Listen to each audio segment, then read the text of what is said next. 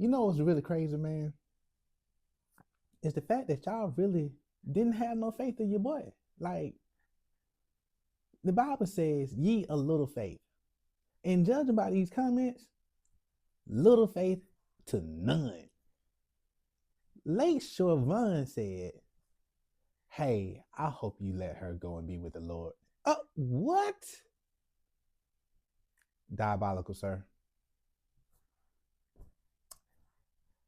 Y'all don't even think it. Let's just go ahead and get into the story. Go ahead, get into the story.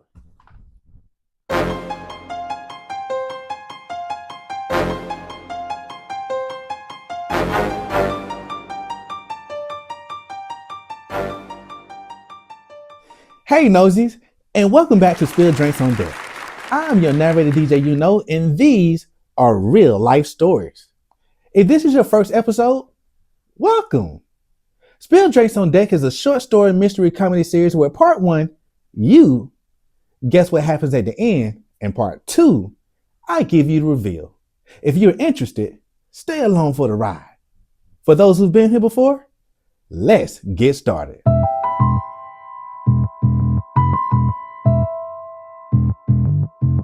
Ladies and gentlemen, we have began our final descent into 5-Star International, and I ask that your seatbelt stay fastened until the story has come to a complete stop. Now, let's get honest and uncomfortable. What's more embarrassing than a person being exposed unexpectedly? Drowning in front of a girl you just broke up with. For the girl you are trying to get with who just got pulled out the water from drowning herself. Talking about a ride or die. If you're just tuning in to Spill Drinks on Deck, let's do a quick recap. I got beat up before joining the Navy because I called myself a certified street pharmaceutical agent. During my departure from Georgia, I met a beautiful young lady named Shadea from the north side of Atlanta, you know what I'm talking about? She was a cutie with a flat booty. Our first plane ride brought us together, and our first night in boot camp split us apart. Why? Because the Navy had women from everywhere, and my inner Pokemon needed to get them all. So now I'm at the point where I'm following a chick that I don't even know. The instructor was giving simple instructions, and since I was focused on the cutie with the booty, I didn't hear none of that. I just seen her get pushed from grace. The push is what snapped me back into reality, because at first you heard a scream of pure terror. Then you heard an awkward silence, followed by the phrase, grab the pole. Whistle started to sound off. It was chaos everywhere. And then finally, you hear a splashing of a person panicking while you're trying not to go towards the light. Oh my God. I'm 18 feet above a pool that's 12 feet deep with absolutely no swimming ability. The girl I want is currently drowning, and I have to make a decision. Do I jump in and save her, or do I live to see another day? I think the moment that I realized I was walking to the kiddie pool, which was 3 feet, the better option was to let her die. Because what do I look like trying to talk to her after having a come to Jesus moment? First of all, you decided to go through with that. And if it was God's will, then let his will be done. It's not mine. You fine, but it's most shouters in the kiddie pool. The fuck? Could you picture me flapping around and some man telling you, grab my pole? I don't know nothing about freakouts, but I would not be a willing participant. So I go straight to the instructor in this kiddie pool and I say, Williams, reporting for remedial training. Right behind me was the girl who just drowned. And behind her, with the stank face, was the girl I just broke up with after our plane ride. After looking around, I realized an important fact.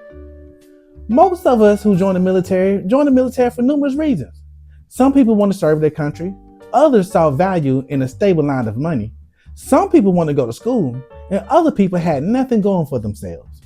And not sounding racist at all, but all the white sailors was passing the swim qual with flying colors.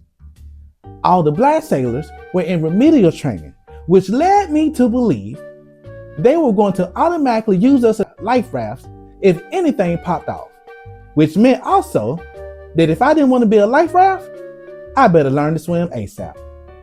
there is still a problem that I gotta deal with. Taking my eyes off of whoever she is, because damn it, her bald-headed ass is a dime. So as we get in the pool, I make it my point to stand beside her little bald-headed ass. And once again, I failed to pay attention because my eyes are somewhere else.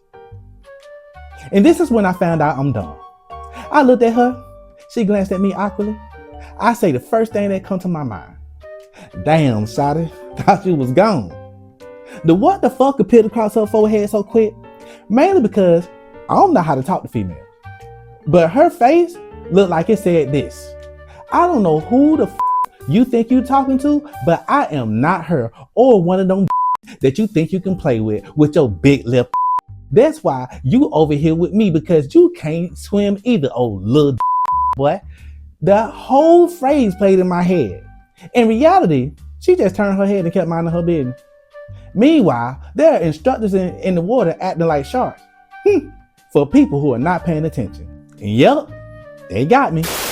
I'm dead. Because I don't know how to keep my little mind from taking over my big brain. Glenn, one of my boys from New Orleans, was with me in the kiddie pool. He saw the whole exchange. After nearly having my own come to Jesus moment, he said, she looked at you like that because she gay, fool. I said, what? I never would have thought that. A fine specimen of a woman like that being gay? Hell nah. Realized 20 years ago, it wasn't acceptable in normal society to be in love with the same gender. You kind of heard about it from people who talked about it during locker room talks, but now I'm seeing my first gay woman in the pool with me, and it's unbelievable that your body is calling me to save you. Oh yes, I will. So as I get next to her again, the instructor sees this and yells, Williams, out of the pool, return to your division. In my head, I said, I know you lying. I'm just trying to get her name, big dog. I learned a lesson though. If you're trying to talk to a girl that just had a near-death experience, sometimes it's better to just let her go. Be with the Lord. It'll save you the time and embarrassment. Or, there is an or, learn how to approach a woman with respect and dignity. Carry yourself as a gentleman at all times. The way that you carry yourself as a man will appeal to her the most. It's not about what you say. It's all about how you say it. It's being verbally and through actions. If you care, the small details that you sacrifice to know about her will appeal to her the most. You took the time to pay attention to those things not said and show her that she's worth your time, your heart, your love, all while keeping her in mind. That, sir, is how you get the girl that you want. I learned this later on in life, and I knew then what I know now. It would have been easier for me to get the ass. That concludes this week's episode of Spill Drinks on Deck. Come back next week, because this story surely isn't over. Maybe I'll talk about how my hands finally felt the part of her that everyone wanted to fight me on. But until then, ladies and gentlemen, we have landed at 5-Star International. We ask that if this is your last stop, please gather all of your belongings. For those passengers that's going to continue to the next episode, hit that like button, comment, and share what you thought about this ending. Until next week, and as always, dream big and be great.